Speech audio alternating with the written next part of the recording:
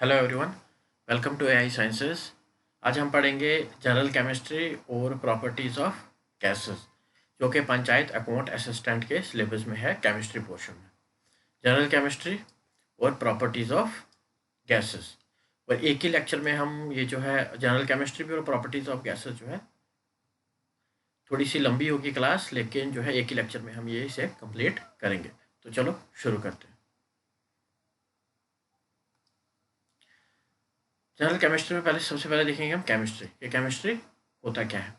Branch of science which deals with the composition, structure and properties of matter. Matter के related कोई भी study जो हम करते हैं, चाहे उसकी स्ट्रक्चर हो, उसकी कंपोजिशन हो, उसकी प्रॉपर्टीज़ हो, या मैटर एक फॉर्म से दूसरी फॉर्म में चेंज हो रहा हो, या वो ला जो उन चेंजेस को जो है गवर्न्स करते हैं, तो इस सब को जो है हम किस में स्टडी करते हैं? केमिस्ट्री में। ठीक है। एंटोनी एंटोनी ल्यूरेंट लेवाइजर एंटोनी ल्यूरेंट लेवाइजर, इसे हम क्या कहते हैं? Father of modern chemistry. Father of modern chemistry कौन है हमारा? लेवाइजर। ए लेवाइजर या Antony Laurent लेवाइजर।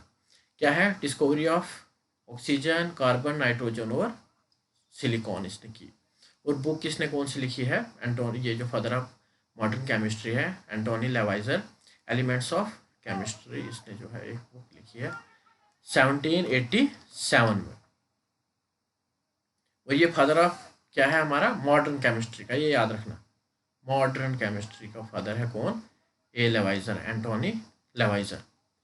Jabir ibn Hayyan, जिसे जाबर बिन हयान भी कहते हैं, जबर भी कहते हैं, ये है father of early chemistry. Introduce the experimental methods to alchemy. ये है हमारा जाबर इब्ने हयान या जाबर बिन हयान, या जाबर भी कहते हैं, यह है father of early chemistry.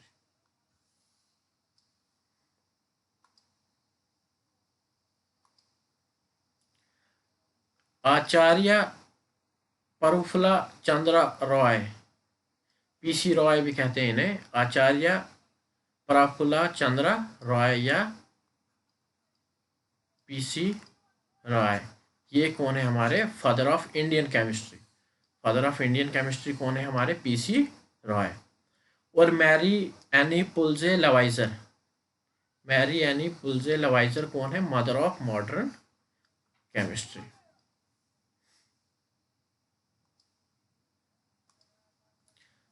Father of modern chemistry A Lavoisier, Jabir ibn Hayyan father of early chemistry,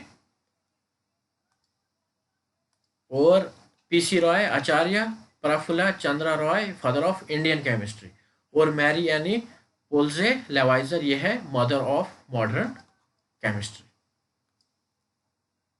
अब branches of chemistry. Branches of chemistry में क्या है कि बहुत सारी ब्रांचेस है हमारी केमिस्ट्री की। इनऑर्गेनिक, ऑर्गेनिक, फिजिकल, एनालिटिक, बहुत सारी है, तो उन्हें जो हम थोड़ा सा इंट्रोडक्शन देख लेते हैं। इनऑर्गेनिक केमिस्ट्री क्या है? Is concern with the study of elements other than carbon. Other than carbon के अलावा जिन भी एलिमेंट्स की हम स्टडी करते हैं, वो हम किस में करते हैं? इनऑर्गेनिक केमिस्ट्री में। इनऑर्गेनिक केमिस्ट्री में हम जो है अदर देन कार्बन हर एक एलिमेंट की स्टडी करते हैं। और ऑर्गेनिक केमिस्ट्री में हम क्या करते हैं? It is concern with the organic compounds और substances produced by the living organism. इसमें हम कार्बन और कार्बन्स की जो है या हाइड्रोकार्बन की जो है स्टडी करते हैं हम किसमें? ऑर्गेनिक केमिस्ट्री में। फिर है फिजिकल केमिस्ट्री, तीसरी ब्रांच ऑफ केमिस्ट्री है। Is concern with the explanation of fundamental principle. Fundamental basic principle जो है हमारे, उन्हें हम स्टडी करते हैं किसमें? फिजिकल केमिस्ट्री में।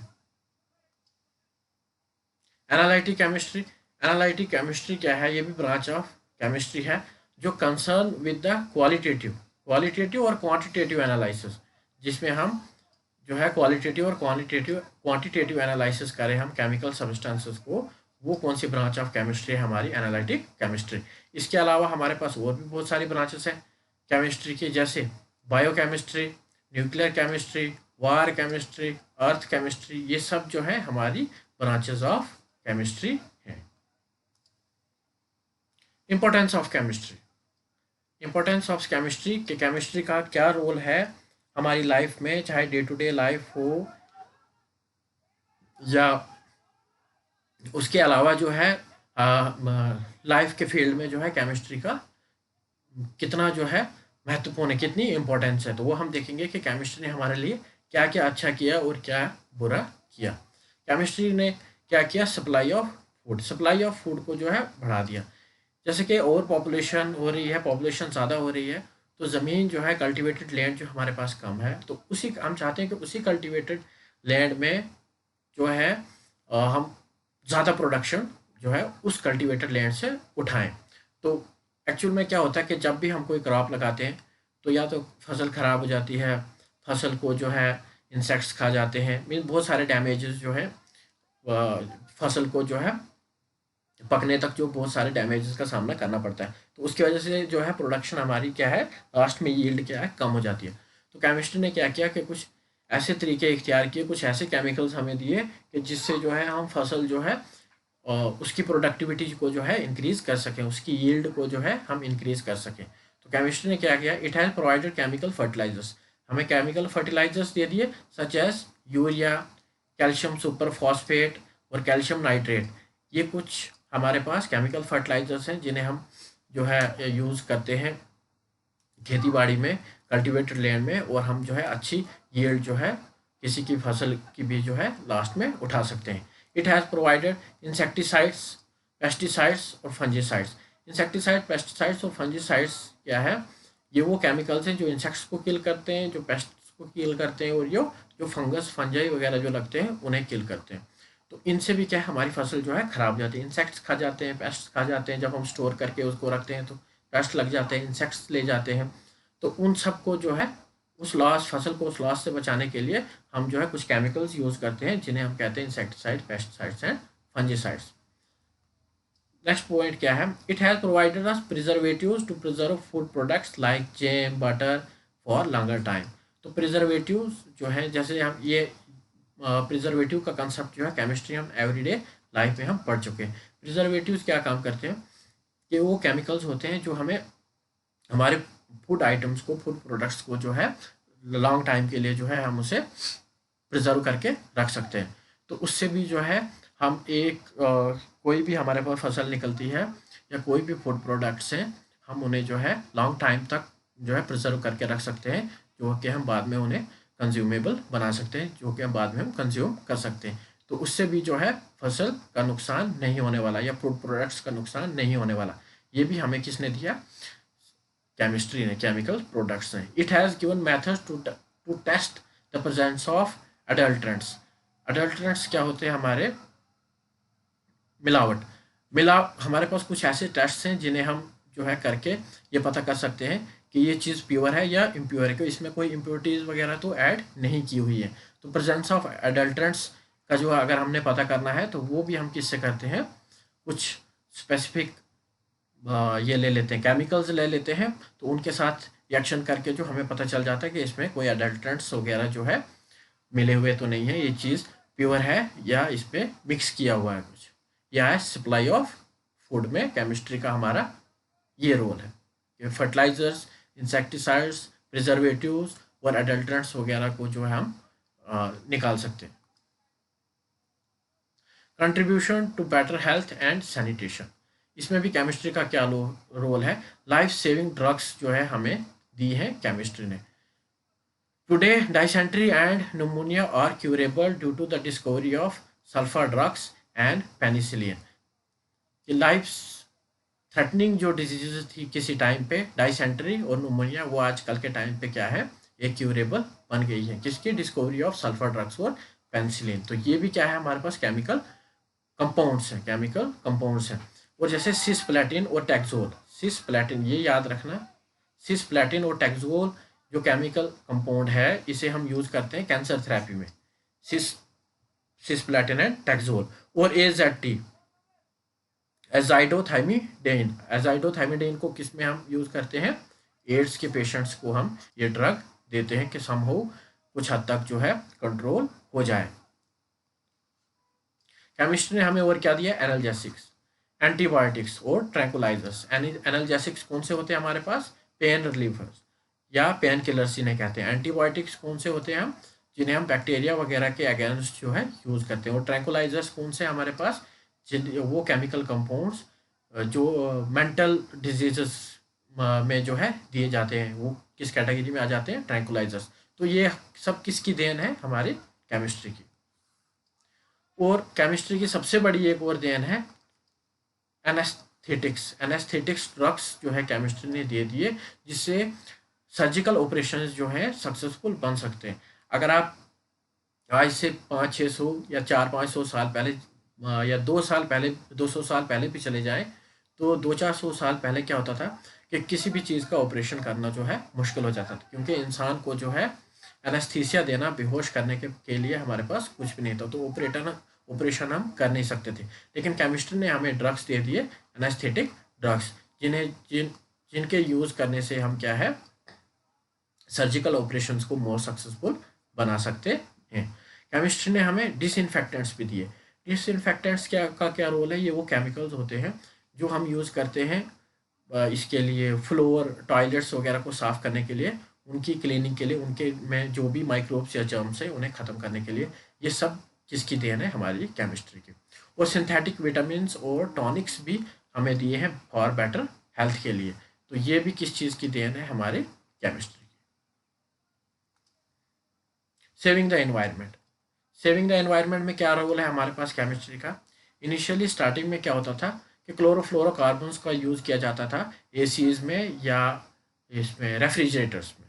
तो वो ये क्लोरोफ्लोरोकार्बन्स क्या करते थे? क्लोरोफ्लोरोकार्बन्स क्या करते थे? ये ओजोन जो O3 है, ओजोन लेयर के साथ ये रिएक्शन करते थे और ओजोन लेयर को ये डिकम्पोज करते थे। O3 को ये डिकम्पोज कर देते थे मॉलिक्यूलर ऑक्सीजन में। तो इन क्लोरोफ्लोरोकार्बन्स का यूज़ करने से जो है इन्वायरमेंट थ्रेट आ जाती थी बिकॉज ऑफ ओजोन डिप्लीशन होती थी। तो जो यूवी रेज हैं, यूवी अल्ट्रावायलेट रेज जो है वो हमारी ज़मीन पे आ सकती थी, और उनसे जो है स्किन कैंसर, आई कैंसर वगैरह बहुत सारी जो है बीमारियां, या इनमें प्लांट्स में या एनिमल्स वगैरह में बहुत सारी बीमारियां जो है पैदा हो सकती थी। तो उस चीज़ को, उन क्लोरोफ्लोरोकार्बन्स को क्या कर दिया, उनको हटा के इको फ्रेंडली जो हम केमिकल्स आज यूज़ करते हैं एसीज में और एयर कंडीशनर और रेफ्रिजरेटर्स में। Plastics are now being mixed with other chemicals and making them less harmful. तो हम प्लास्टिक्स से भी आजकल जो है किसी और केमिकल्स में, कई केमिकल्स में मिक्स करके जो है हम उन्हें लेस हार्मफुल बना सकते हैं। पेट्रोल वगैरह जो है बनता है, या कोई फ्यूल वगैरह जो हम इससे बना सकते हैं। केमिस्ट्री का और क्या देन है हमारी? इंक्रीज इन कंफर्ट, कंफर्टनेस को इंक्रीज किया, प्लेजर को इंक्रीज किया और लग्जरीज को इंक्रीज किया। आज हमारे पास क्या है? Synthetic fibres. सिंथेटिक फाइबर्स कौन से हमारे पास? नाइलन, रेन, ये सब जो है हमारे पास सिंथेटिक फाइबर्स है। अब जो पहले जो कॉटन फाइबर्स है हमारे पास, उनमें क्या है, एक तो वो ज़्यादा ड्यूरेबल नहीं है as compare to synthetic fibres. Synthetic fibres को हम जल्दी धो सकते हैं, ये क्या बोलते हैं, जल्दी सूखते भी हैं। लेकिन कॉटन फाइबर्स में जो है ये कुछ कमियां हैं। तो सिंथेटिक फाइबर्स का जो यूज़ जब हम करते हैं अपनी डे टू डे लाइफ में, तो इससे जो है हमारी लाइफ जो है ज़्यादा कंफर्ट फील करते हैं, और एक प्लेजर और लग्जरियस लाइफ भी देते हैं। बिल्डिंग मटेरियल जो है हमें स्टील और सीमेंट प्रोवाइड किया केमिस्ट्री ने, और जिसकी वजह से हम बड़ी बड़ी बिल्डिंग्स जो है आज बना सकते हैं। पहले तो ऐसा मुमकिन नहीं था। Entertainment,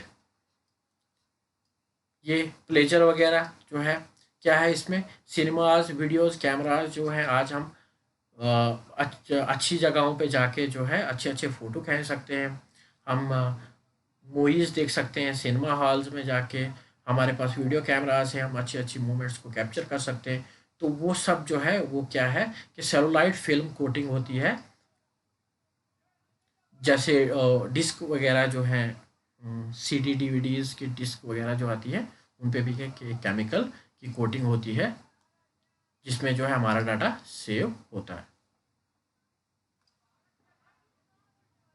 communication and transport. Communication और ट्रांसपोर्ट के फील्ड में क्या रोल है केमिस्ट्री का, कि केमिस्ट्री ने हमें फ्यूल दिए जैसे डीजल, पेट्रोल, ये सब क्या है हमारे पास, ये केमिकल प्रोडक्ट्स हैं। तो इनसे जो है ट्रांसपोर्टेशन जो है और ईजी हो गया। डीजल, पेट्रोल गाड़ियाँ, जो सफ़र हम महीनों में कर सकते थे, वो आज हम वो सफ़र जो है कुछ घंटों में कर सकते हैं। Chemistry has given us good quality of fuel which have made the landing of Apollo on the moon and Viking on Mars. और केमिस्ट्री ने हमें गुड क्वालिटीज़ के फ्यूल भी दे दिए, जिन्हें हम रॉकेट प्रोपेलेंट्स कहते हैं। Rocket rocket propellants rocket propellants जो फ्यूल्स जो है यूज़ किए जाते हैं रॉकेट्स वगैरह में। तो ये गुड क्वालिटी के फ्यूल हमें दिए, तभी जो है मुमकिन हो पाया अपोलो की लैंडिंग ऑन मून और विकिंग की लैंडिंग ऑन मार्स।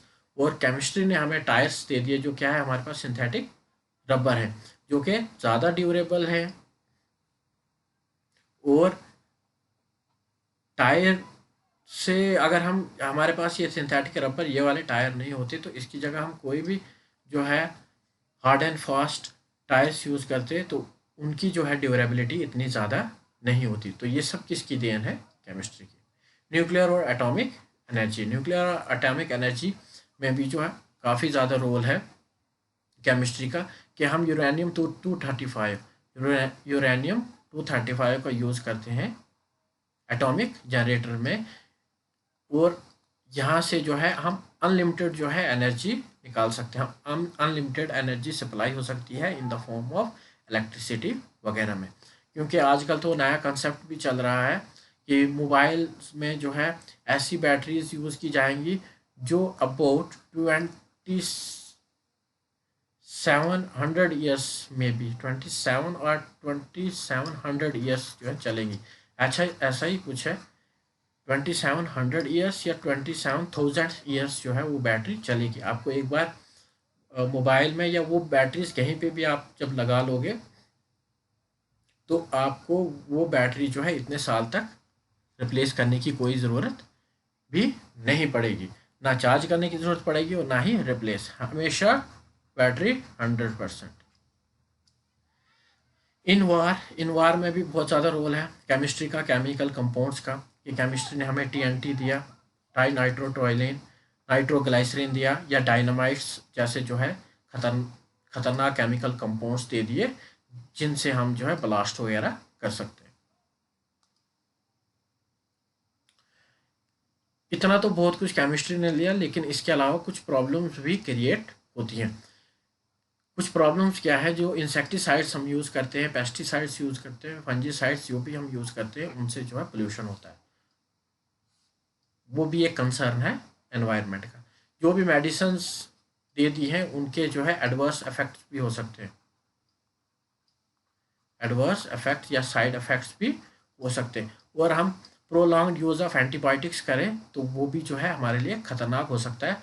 वो जो है बैक्टीरिया को रेजिस्टेंस बना सकता है, रेजिस्टेंस जो है इंक्रीज हो जाता है बैक्टीरिया का, अगर हम प्रोलॉन्ग्ड यूज़ ऑफ एंटीबायोटिक्स करें। तो उसके बाद जब हम बीमार पड़ेंगे, तो वो एंटीबायोटिक्स जो है हमारे जो है उससे हमें कोई फ़र्क नहीं पड़ने वाला, वो हमारी बीमारी को जल्दी ठीक करने वाले नहीं होते, क्योंकि बैक्टीरिया ने एक रेजिस्टेंस डेवलप किया होता है उस ड्रग, उस मेडिसिन के अगेंस्ट। पॉलीथीन बैग्स दे दिए केमिस्ट्री ने, जो क्या है हमारे पास थ्रेट टू इन्वायरमेंट है। और ऐसे ऐसे ड्रग्स हमें दे दिए, एलएसडी, कोकेन, ब्राउन शुगर, जो हमारे माहौल को जो है ख़राब कर रहे हैं, इंसानी माहौल को जो है ख़राब कर रहे हैं, और क्राइम भी जो है इन्हीं की वजह से जो है बढ़ रहा है। तो केमिस्ट्री ने हमें अच्छा भी बहुत कुछ दिया, लेकिन प्रॉब्लम्स भी जो है बहुत हैं। अगर हम अच्छे से केमिस्ट्री के मास्टर बन के चलें, तो फ़ायदे ही फ़ायदे हैं, और अगर हमने केमिकल कंपाउंड्स या केमिस्ट्री को अपना मास्टर बना दिया, तो बहुत सारा नुकसान है। अब बात करते हैं मैटर की, कि मैटर होता क्या है। मैटर, ये सब बेसिक इंट्रोडक्शन है केमिस्ट्री की। It is defined as anything that occupies space and possesses mass and the presence of which can be felt by any one or more of over 5 sense organs। Matter क्या है, anything जो occupy करती है space, वो उसका है मास। मास भी है और स्पेस भी ऑक्यूपाई करती है, और उसकी प्रेजेंस जो है हम किसी एक या एक से ज़्यादा जो है अपने सेंस ऑर्गन से उसे फील कर सकते हैं। उस सब्सटेंस को, उस चीज़ को हम क्या कहेंगे? Matter. For example iron, gold, plastic, would, air, water, petrol, जो है काउंटलेस हमारे पास एग्जांपल्स हैं किसकी? मैटर की, जो भी हम देख रहे हैं। Classification of matter. मैटर को जो है हम ब्रॉडली टू कैटेगरीज में क्लासिफाई करते हैं। एक कैटेगरी है हमारी फिजिकल क्लासिफिकेशन और दूसरी है केमिकल क्लासिफिकेशन। फिजिकल क्लासिफिकेशन में हम जो है मैटर को क्लासिफाई करते हैं सॉलिड, लिक्विड और गैस पे। और केमिकल क्लासिफिकेशन में हम इसको करते हैं कंपाउंड्स, मिक्सचर्स, कंपाउंड्स में, मिक्सचर्स में। ये हमारे पास फर्दर इसमें एलिमेंट्स भी आ जाएंगे, हमारे मॉलिक्यूल्स वगैरह भी आ जाएंगे। ये सब जो है क्लासिफिकेशन कौन सी है? हमारी केमिकल क्लासिफिकेशन। और फिजिकल क्लासिफिकेशन में हम कैसे क्लासिफाई करते हैं? सॉलिड, लिक्विड और गैस। सॉलिड की बात करें तो सॉलिड में क्या है? डेफिनेट वॉल्यूम और डेफिनेट शेप। डेफिनेट वॉल्यूम, जिस सब्सटेंस की डेफिनेट वॉल्यूम हो और डेफिनेट शेप हो, तो वो हमारा क्या है? सॉलिड। और लिक्विड के केस में क्या है? डेफिनेट वॉल्यूम तो है लेकिन डेफिनेट शेप नहीं होती है। वो जो भी कंटेनर की शेप होगी वो उस शेप में जो है अपने आप को ढाल देगा, तो वो हमारा लिक्विड। और गैस क्या है? ना इसके पास, ना इसकी कोई डेफिनेट वॉल्यूम है, कोई भी सब्सटेंस जिसकी ना डेफिनेट वॉल्यूम हो और ना ही डेफिनेट शेप हो, उसे हम क्या कहेंगे? गैस।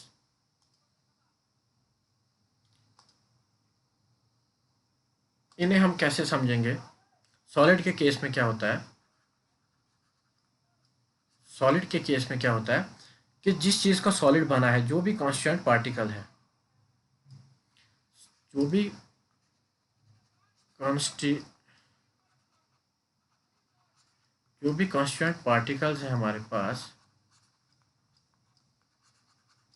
चाहे वो एटम्स हों, मॉलिक्यूल्स हों, आयंस हों, जो भी हों हमारे पास कांस्टेंट पार्टिकल्स जिनका कोई सब्सटेंस बना है, सॉलिड के केस में क्या होता है कि वो कांस्टेंट पार्टिकल्स जो हैं क्लोजली पैक्ड होते हैं इस तरह से। सॉलिड के केस में कि इंटर पार्टिकल डिस्टेंस या इंटर मॉलिक्यूलर डिस्टेंस जो है इस केस में बहुत कम होता है सॉलिड के पार्टिकल में। मींस पार्टिकल जो है क्लोजली पैक्ड होते हैं। लेकिन लिक्विड के केस में क्या होगा? लिक्विड के केस में क्या होता है कि जो कांस्टेंट पार्टिकल्स होते हैं हमारे, वो थोड़े लूजली पैक्ड होते हैं कि इंटर मॉलिक्यूलर स्पेस जो है इनके बीच में होती है। और गैस की कंडीशन में क्या होता है? गैस की जब हम बात करें तो जो कांस्टेंट पार्टिकल्स हैं वो रैंडमली अरेंज होते हैं और उनके बीच में जो है इंटरमॉलिक्यूलर डिस्टेंस जो है काफ़ी ज़्यादा, उनके बीच का गैप जो है काफ़ी, स्पेस जो है, ये जो स्पेस है ये इंटरमॉलिक्यूलर स्पेस है और ये काफ़ी ज़्यादा होता है गैस में। और लिक्विड के केस में ये गैप जो है कम होते हैं और सॉलिड के केस में ये गैप जो है बहुत ही कम होते हैं। बस ये एक चीज़ याद रखनी है सॉलिड, लिक्विड और गैस के केस में कि सॉलिड के केस में जो कॉन्स्टिट्यूएंट पार्टिकल्स हैं, चाहे वो एटम्स हैं, मॉलिक्यूल्स हैं, आयंस हैं, कुछ भी हैं, जिनका भी सॉलिड बना है, वो क्लोजली पैक्ड होते हैं। वो पार्टिकल्स एक दूसरे के साथ क्लोजली पैक्ड होते हैं, तो उनके बीच में जो है गैप बहुत कम होता है और इंटर पार्टिकल फोर्स जो है ज़्यादा होती है। इंटर पार्टिकुलर फोर्स जो है सॉलिड के केस में ज़्यादा होती है, लिक्विड के केस में इंटर पार्टिकल फोर्स थोड़ी कम है और गैस के केस में इंटर पार्टिकल फोर्स जो है बहुत ही कम है, जिसे हम नेग्लिजिबल मान के भी चलते हैं। इसके अलावा जो हमने 3 स्टेट्स पढ़ी, सॉलिड, लिक्विड और गैस, उसके अलावा हमारे पास कौन सी स्टेट है? प्लाज्मा, जिसे हम कहते हैं फोर्थ स्टेट ऑफ मैटर। ये क्या है? It is a state of matter similar to gas in which certain portion of gaseous particle are ionised.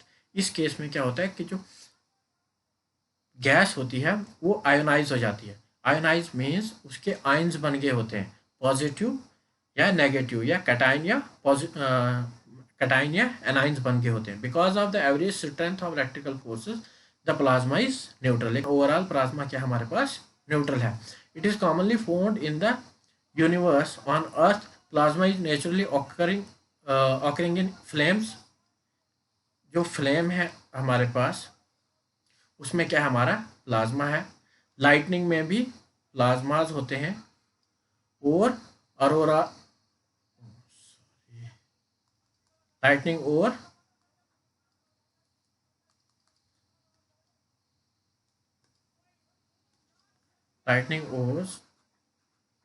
Arora's में भी क्या है हमारे पास प्लाज्मा होता है। Sun and other star consist of plasma. और ये सन और अदर स्टार्स में भी, क्योंकि इसके प्लाज्मा स्टेट को अचीव करने के लिए हमें बहुत जो है टेम्परेचर देना पड़ता है और इसी स्टेट को हम सुपर हीटेड स्टेट भी कहते हैं। सुपर हीटेड जो स्टेट है वो हमारी क्या है प्लाज्मा। और फ्लोरिसेंट ट्यूब्स वगैरह जो है, फ्लोरिसेंट लाइट्स या फ्लोरिसेंट ट्यूब्स जो हैं उनमें भी जो है प्लाज्मा होता है। और प्लाज्मा टीवी स्क्रीन्स जो आजकल नए टीवी चल रहे हैं प्लाज्मास, उनमें भी क्या है हमारे पास प्लाज्मा जो है इस स्टेट ऑफ मैटर प्रेजेंट होता है। ये सन और स्टार्स में तो इनमें क्या है टेम्परेचर जो है, टेम्परेचर क्या है बहुत हाई होता है। टेम्परेचर क्या है बहुत हाई होता है। तो प्लाज्मा स्टेट को अचीव करने के लिए जो है हमें टेम्परेचर, बहुत हाई टेम्परेचर की ज़रूरत होती है। तो वो तभी अचीव हो पाएगा, प्लाज्मा स्टेट तभी आ पाएगी। ये आयोनाइज्ड गैसेस के मॉलिक्यूल तभी आयोनाइज हो पाएंगे जब वेरी हाई टेम्परेचर पे जो है हम किसी गैस को लेके जाएं और वहाँ पे जाके जो है गैस जो है आयोनाइज हो जाए, पॉजिटिव आयंस और नेगेटिव आयंस में हमें मिले, तो उसे हम कहेंगे plasma. Plasma was first described by the chemist. किस केमिस्ट ने जो है फर्स्टली डिस्क्राइब किया प्लाज्मा को? अर्विंग लैंगमियर ने इन 1920 में जो है फर्स्ट डिस्क्राइब की अर्विंग लैंगमियर ने प्लाज्मा स्टेट को। इसके अलावा हमारे पास जो स्टेट है, फिफ्थ स्टेट जो है हमारे पास, फिफ्थ स्टेट ऑफ मैटर जो है हमारे पास बोस-आइंस्टाइन कंडेंसेट। और बोस-आइंस्टाइन कंडेंसेट क्या है? It is a gaseous superfluid phase formed by the atoms cooled to temperature. Actual में जो पहले प्लाज्मा पड़ी उसमें क्या है कि टेम्परेचर ज़्यादा हाई टेम्परेचर पे, लेकिन ये क्या है बहुत कम टेम्परेचर पे, very near to absolute zero. Absolute zero का क्या मतलब है? 0 केल्विन पे, 0 डिग्री केल्विन, 0 केल्विन पे, जो हम सीधा ही लिखते हैं डिग्री नहीं, 0 केल्विन पे। और ये वाला टेम्परेचर जो है अचीव करना जो है बहुत मुश्किल है, 0 kelvin. This state was first predicted by S N. Bose and Albert Einstein in 1924 और 1925 में। एस.एन. बोस ने और एल्बर्ट आइंस्टाइन ने प्रिडिक्ट किया इस स्टेट को। First condensate was produced by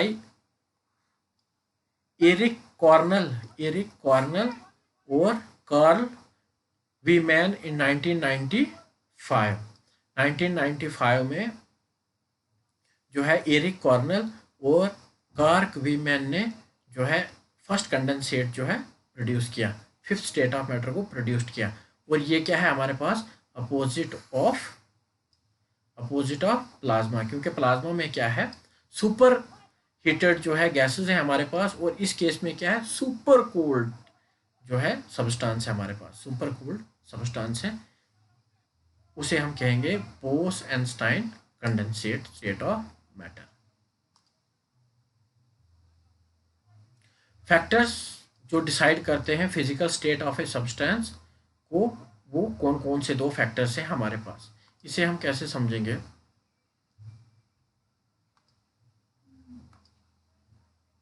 कि कौन सा सब्सटेंस हमारे पास सॉलिड होगा, हमें कैसे पता चलेगा? और कौन सा सब्सटेंस हमारे पास लिक्विड होगा और कौन सा सब्सटेंस हमारे पास गैस के फॉर्म में होगा?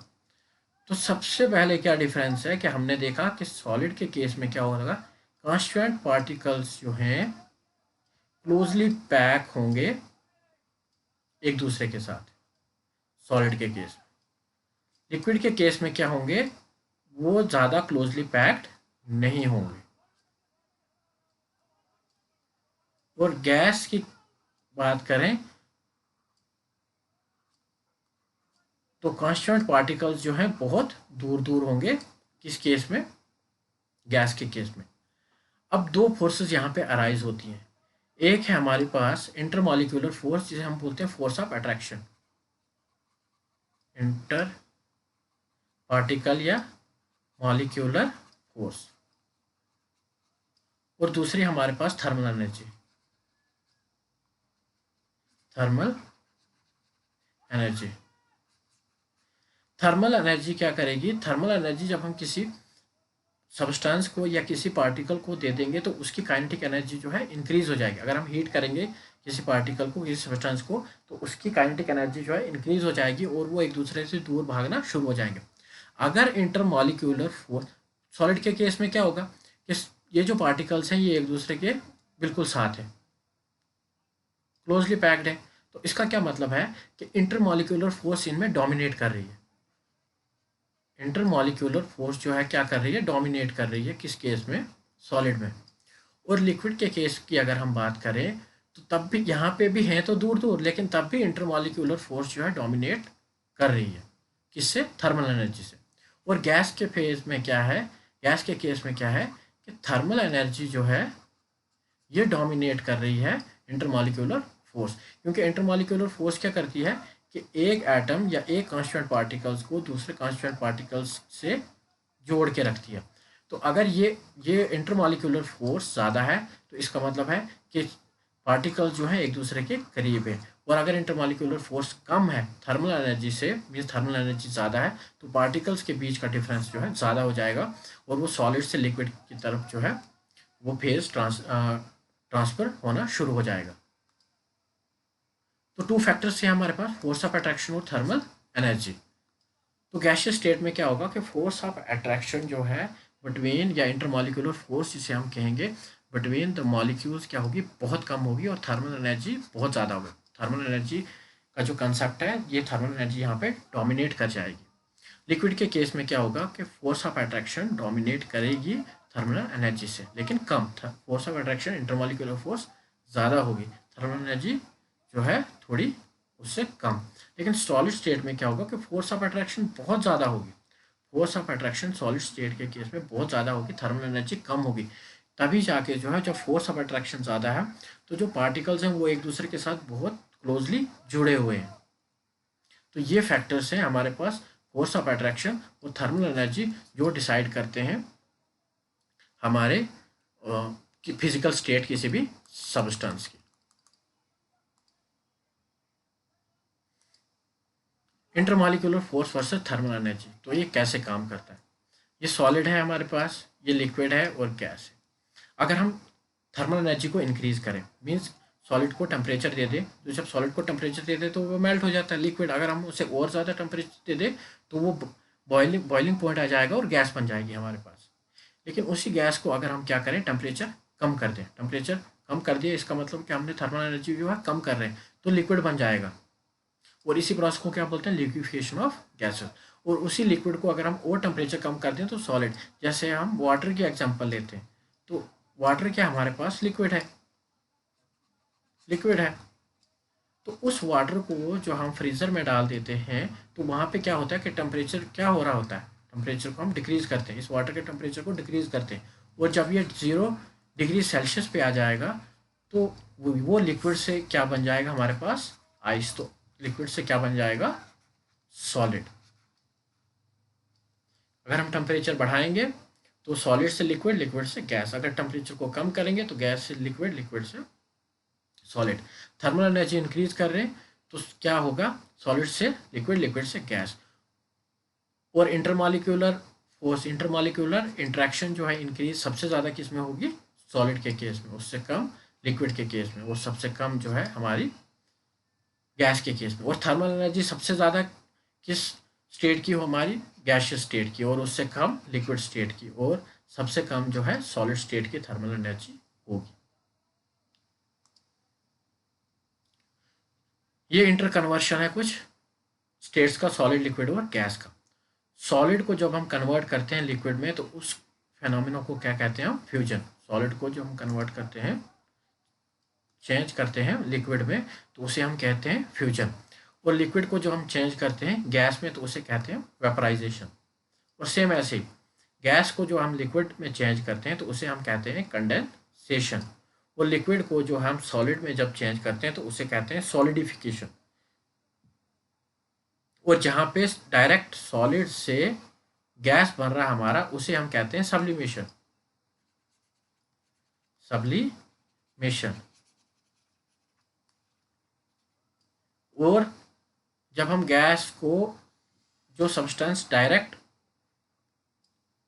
जो है गैस से सॉलिड बने उन्हें हम बोलते हैं सब्लिमेट, और उस प्रोसेस को क्या बोलते हैं हम? सब्लिमेशन।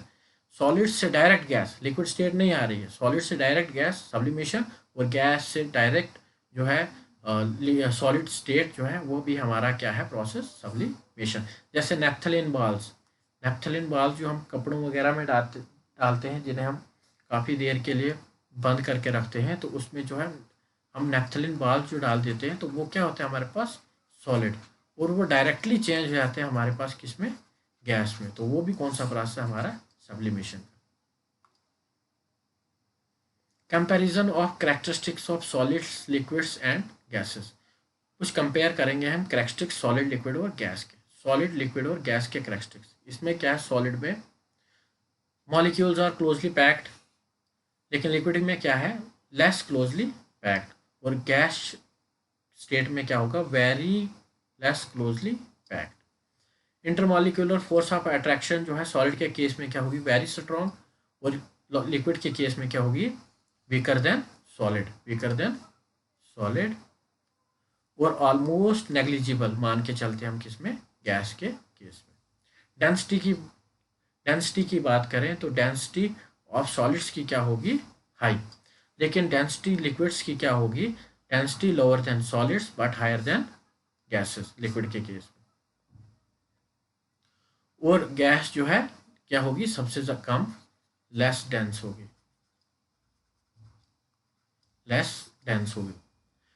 मोशंस की बात करें कि वो पार्टिकल्स जो कॉन्स्टिट्यूएंट पार्टिकल्स जो सॉलिड, लिक्विड और गैस जो उन्होंने बनाया है, तो उनके अगर हम मोशंस की बात करें तो सिर्फ वाइब्रेटरी मोशन ऑफ पार्टिकल्स होगा किस केस में? सॉलिड के केस में। क्योंकि सॉलिड के केस में क्या है? जो पार्टिकल्स हैं वो क्लोजली पैक्ड हैं एक दूसरे से, तो ये पार्टिकल्स जो हैं रोटेशन वगैरह भी अपनी जगह पे पॉसिबल नहीं है। ये सिर्फ जो है वाइब्रेट कर सकते हैं। ये पार्टिकल है, ये सिर्फ वाइब्रेट कर सकता है to and fro, means forward और बैकवर्ड डायरेक्शन में जो है सिर्फ वाइब्रेटरी मोशन जो है इसका प्रेजेंट होगा किस केस में? इस सॉलिड के केस में। और अगर हम ये कहें कि सॉलिड के केस में जो है कोई भी मोशन ऑफ पार्टिकल्स नहीं होता है, तो वो स्टेटमेंट क्या है? गलत, क्योंकि वाइब्रेटरी मोशन ऑफ पार्टिकल्स होता है। और हाँ, हम कब जाके जो है वाइब्रेटरी मोशन ऑफ पार्टिकल्स को भी सीज कर सकते हैं? वो कर सकते हैं हम 0 केल्विन पे। 0 केल्विन का जो टेम्परेचर होगा, 0 केल्विन के टेम्परेचर पे मीन्स -273 डिग्री सेल्सियस। ये इस वाले टेम्परेचर पे क्या होगा? इस वाले टेम्परेचर पे हर एक मोशन जो है सीज हो जाएगा। इवन के सॉलिड पार्टिकल्स, सॉलिड के केस में जो सॉलिड पार्टिकल्स में वाइब्रेटरी मोशन है वो भी सीज हो जाएगा इस टेम्परेचर पे। लेकिन लिक्विड के केस में क्या है? Some translatory and rotatory motions in addition to vibratory motions. कि लिक्विड में जो पार्टिकल्स हैं उनमें वाइब्रेटरी मोशन तो होगा, लेकिन उसके अलावा कुछ ट्रांसलेटरी और रोटेटरी मोशन भी होगा। मीन्स वो अपने ही स्पिन पे जो है, अपनी ही एक्सेस पे जो है रोटेट कर रहे होंगे किस केस में? Liquid case. लेकिन all motions are present in case of gases, क्योंकि गैसेस के पार्टिकल्स के बीच का डिस्टेंस जो है बहुत ज़्यादा है, तो ये यहाँ पे जो है ट्रांसलेटरी, रोटेटरी, वाइब्रेटरी सारे मोशन जो है अच्छे से कर सकते हैं। मॉलिक्यूल्स पोजेसेस लीस्ट एनर्जी, किस केस में? सॉलिड के केस में जो काइनेटिक एनर्जी जो है हमारे पास जो है सबसे कम किस में है? हमारे सॉलिड के केस में। और हायर एनर्जी और लिक्विड में क्या है? हायर एनर्जी देन सॉलिड्स, इसमें जो एनर्जी ज़्यादा है सॉलिड से। और गैस पार्टिकल जो है, गैस मॉलिक्यूल्स जो है हमारे पास मोर एनर्जेटिक है। सॉलिड में क्या है? डेफिनेट शेप और डेफिनेट वॉल्यूम। और लिक्विड के केस में क्या है हमारे पास? नो डेफिनेट शेप और no definite shape but definite volume. Shape तो डेफिनेट है लेकिन वॉल्यूम जो है डेफिनेट नहीं है। लेकिन गैस के केस में क्या है? ना डेफिनेट शेप है और ना ही डेफिनेट वॉल्यूम है। वो हम जहाँ पे भी जिस भी कंटेनर में भरें तो वो उसी की शेप और उसी का वॉल्यूम भी जो है चेंज हो जाएगा। लिक्विड के केस में ऐसा नहीं होता कि अगर ये हमने कंटेनर ले लिया और इसमें हमने यहाँ पे लिक्विड रख दिया, लिक्विड भर दिया, तो लिक्विड जो है यहीं तक जो है मौजूद रहेगा। लेकिन अगर हम गैस की बात करें कि ये हमने अगर कंटेनर ले लिया, इसमें अगर हमने गैस भर दी, इस कंटेनर में लिक्विड भर दिया, तो लिक्विड यहीं तक रहेगा, वो पूरा फैल नहीं जाएगा कंटेनर में, पूरी वॉल्यूम ऑक्यूपाई नहीं करेगा इसकी कंटेनर की। लेकिन गैस क्या है, अगर हम इसमें डाल देंगे तो वो वॉल्यूम ऑफ कंटेनर जो है गैस की वॉल्यूम बन जाएगी, वो एक जगह तक, एक लेवल तक जो सीमित नहीं रहेगी। सॉलिड में क्या है? Possesses least compressibility and thermal expansion. Compressibility भी कम है किस केस में? सॉलिड के केस में, क्योंकि पार्टिकल्स के बीच में जो है गैप जो है बहुत कम है, इसीलिए ये बहुत कम कंप्रेसिबल होते हैं। लेकिन लिक्विड के केस में क्या है?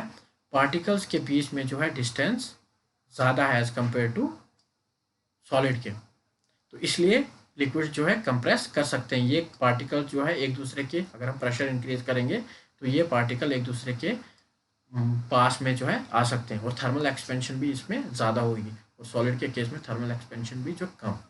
लेकिन गैस की अगर हम बात करें तो ये ज़्यादा कंप्रेस भी होती है और एक्सपेंड भी ज़्यादा होती है, क्योंकि पार्टिकल्स के बीच का जो डिस्टेंस है वो बहुत ज़्यादा है। अगर हम प्रेशर को इंक्रीज करेंगे तो वो पार्टिकल जो है एक दूसरे के करीब ज़्यादा आएंगे, तो इसका मतलब है कि ये ज़्यादा कंप्रेसिबल है। गैसियस स्टेट, ये आया हमारे पास जो प्रॉपर्टीज ऑफ गैसेस है, जो गैसियस का जो एक टॉपिक है हमारे पंचायत अकाउंट असिस्टेंट में, यहाँ से हम उसे शुरू करेंगे। गैसियस स्टेट क्या है? Simplest state of matter. Simplest state of matter है हमारी गैसियस स्टेट, और देयर आर ओनली 11 एलिमेंट्स। पूरे पीरियोडिक टेबल में हमारे पास अभी तक जो डिस्कवरी हुई है उनमें 11 elements which exist in the gaseous state under normal condition of temperature और प्रेशर। सिर्फ हमारे पास 11 एलिमेंट्स हैं जो गैसियस स्टेट में under normal condition of temperature और प्रेशर। और उसमें कौन कौन से हमारे पास? हाइड्रोजन है, नाइट्रोजन है, ऑक्सीजन है, फ्लोरीन है, क्लोरीन है, हीलियम है, नियॉन है, आर्गन है, क्रिप्टॉन है, जीनान है और रेडान है। ये हमारे पास 11 गैसेस हैं, 11 एलिमेंट्स जो हैं ये गैसियस फॉर्म में, ये हमारे गैसेस जो हैं ये 11 एलिमेंट्स।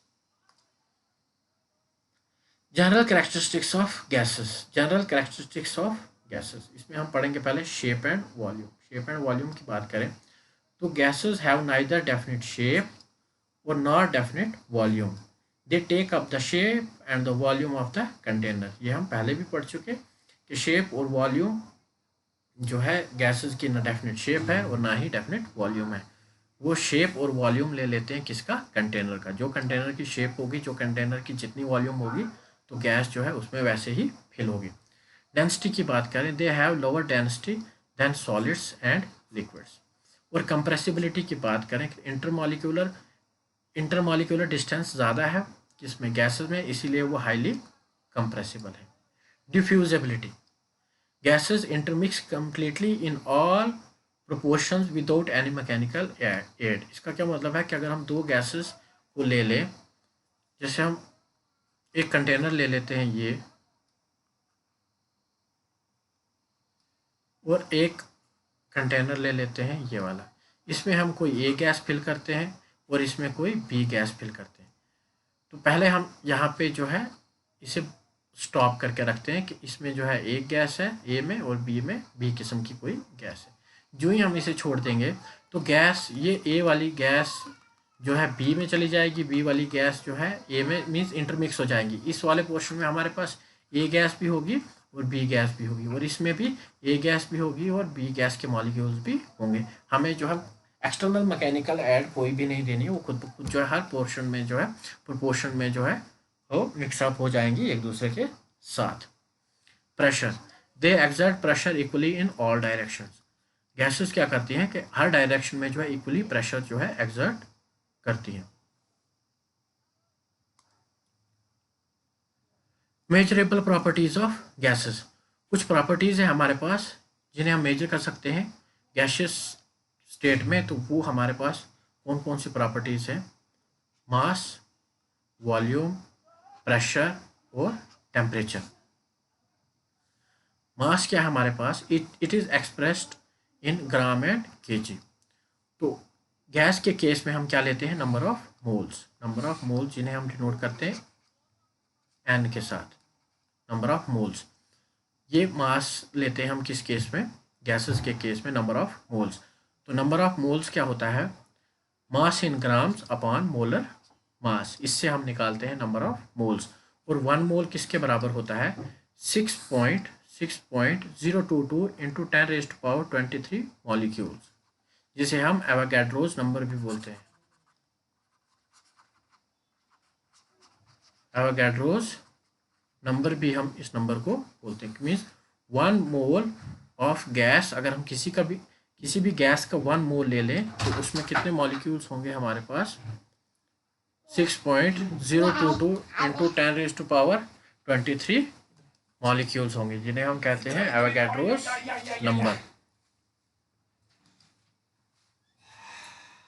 वॉल्यूम की अगर हम बात करें तो ये दूसरी मेजरेबल प्रॉपर्टी है वॉल्यूम की। It is equal to the volume of the container and is expressed in terms of volume. क्या? गैस के केस में जो है जो वॉल्यूम ऑफ कंटेनर है वही गैस की भी वॉल्यूम है, और इसे हम एक्सप्रेस करते हैं किस टर्म में? लीटर के टर्म में, लीटर के टर्म में, मिलीलीटर के टर्म में, क्यूबिक सेंटीमीटर के टर्म में, क्यूबिक मीटर के टर्म में और क्यूबिक डेसीमीटर के टर्म में। और 1 लीटर किसके बराबर होता है? 1000 ml या 1000 सेंटीमीटर क्यूब या 1 डेसीमीटर क्यूब। ये हमारे पास वॉल्यूम को एक्सप्रेस करने के टर्म्स। प्रेशर की अगर हम बात करें तो प्रेशर क्या है? गैस का जो प्रेशर है उसे हम मेजर करते हैं किस से? मैनोमीटर से। मैनोमीटर से क्या करते हैं? हम गैस का प्रेशर मेजर करते हैं। और एटमॉस्फेरिक प्रेशर, एटमॉस्फेरिक प्रेशर को जो हम मेजर किससे करते हैं? बैरोमीटर से। दो हमारे पास इंस्ट्रूमेंट है, गैस के प्रेशर को हम मेजर करते हैं मैनोमीटर से और एटमॉस्फेरिक प्रेशर को हम मेजर करते हैं बैरोमीटर से। तो प्रेशर है क्या हमारे पास? प्रेशर है हमारे पास force acting per unit area, force upon area, कि एक यूनिट एरिया पे कितनी फोर्स जो है लग रही है उसे हम कहेंगे प्रेशर। तो फोर्स का यूनिट क्या है हमारे पास? न्यूटन। और एरिया का क्या यूनिट है हमारे पास? Metre square. तो प्रेशर का क्या यूनिट बन जाएगा हमारे पास? न्यूटन पर मीटर स्क्वायर, या जिसे हम लिखते हैं ऐसे न्यूटन पर मीटर स्क्वायर। ये है न्यूटन पर मीटर स्क्वायर। ये हमारे पास इसी को हम बोलते हैं पास्कल भी बोलते हैं, पास्कल। और ये क्या है हमारे पास? एसआई यूनिट ऑफ प्रेशर भी है हमारे पास पास्कल, जो क्या है? Newton per metre square. ये न्यूटन मीटर स्क्वायर इनवर्स। और इसे हम डिफरेंट यूनिट्स में मेजर करते हैं प्रेशर को। 1 एटमॉस्फेयर, वन एटम क्या है हमारे पास?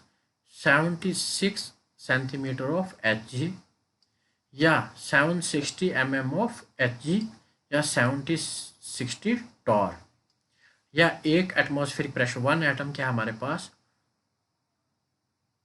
101.325 किलो पास्कल, या 101 325 पास्कल या 101.325 Newton metre square, Newton per metre square या न्यूटन मीटर इनवर्स स्क्वायर।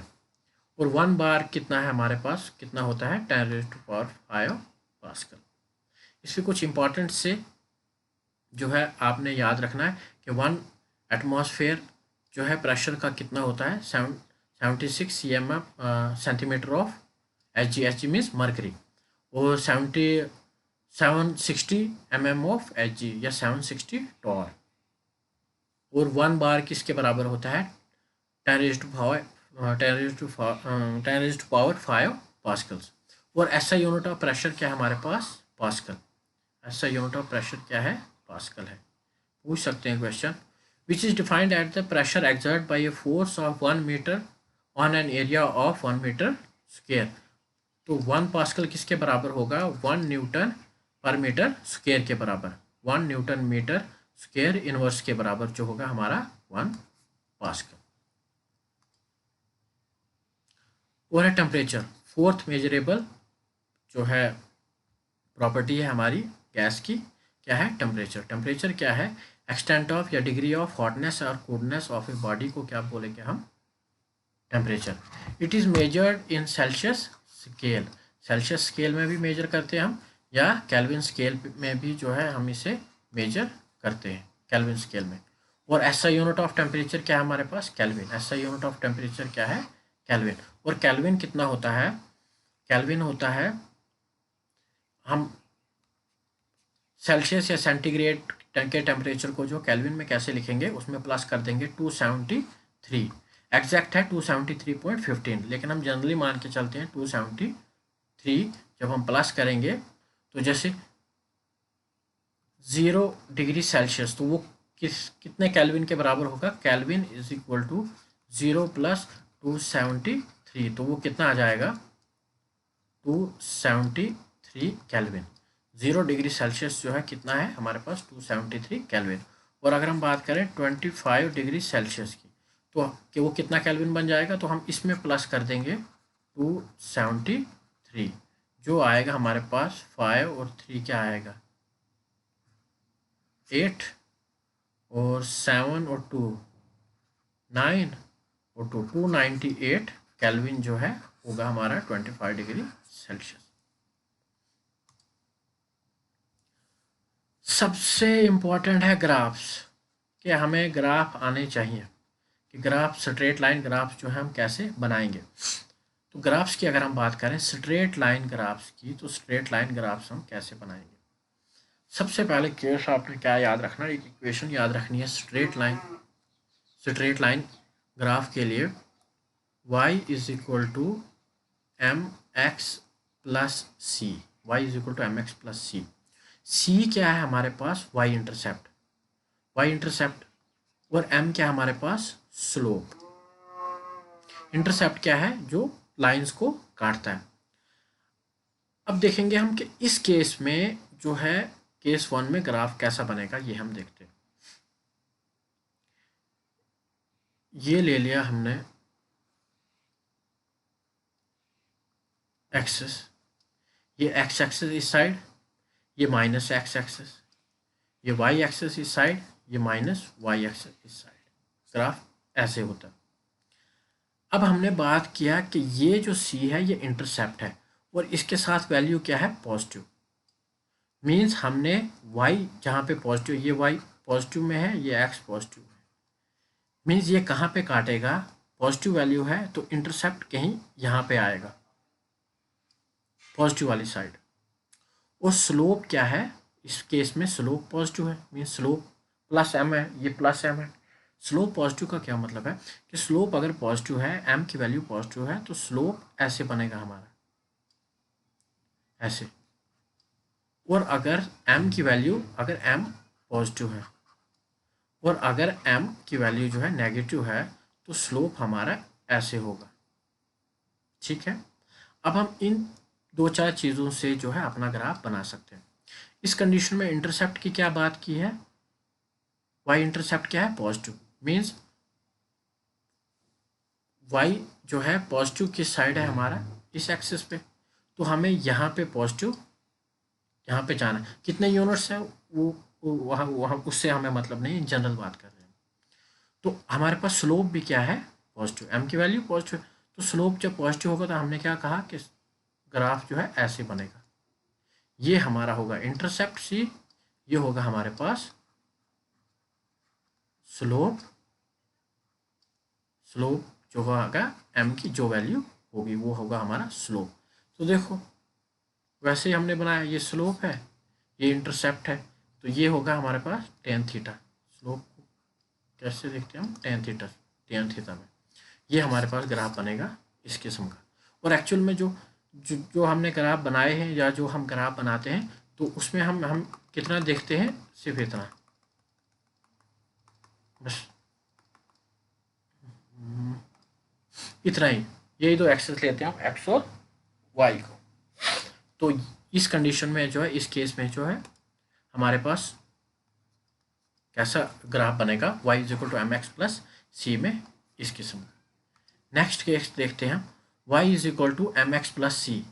बहुत इंपॉर्टेंट है, बस ये एक इक्वेशन आपने याद रखनी है स्ट्रेट लाइन ग्राफ के लिए। क्या है, y is equal to m x, इसमें क्या है माइनस सी। अगर हम माइनस सी की बात करें, जस्ट ए मिनट, माइनस सी की अगर हम बात करें तो हम इसको ऐसे देख सकते हैं, माइनस सी, ये y है, ये प्लस y है, ये माइनस y है, ये प्लस x है। हालांकि हम सीधा ही x लिखते हैं, प्लस नहीं लिखते हैं, लेकिन कुछ नॉन साइंस स्टूडेंट्स भी हैं तो उन्हें दिखाने के लिए माइनस x है इस डायरेक्शन में। तो हम क्या करते हैं, हमने देखा कि यहाँ पे क्या है, माइनस सी है, मीन्स ये y इंटरसेप्ट है। तो माइनस की क्या बात कर रहा है कि मीन्स हमें इंटरसेप्ट जो है यहाँ पे कहीं होगा। वो स्लोप क्या हमारे पास, पॉजिटिव। स्लोप पॉजिटिव का क्या मतलब है कि लाइन कैसे खींचेगी, इस तरह। तो यहाँ से हमारा जो है इंटरसेप्ट ग्राफ ऐसे बनेगा, ये हमारा इंटरसेप्ट हो जाएगा और ये हमारे पास जो है क्या बन जाएगा, slope.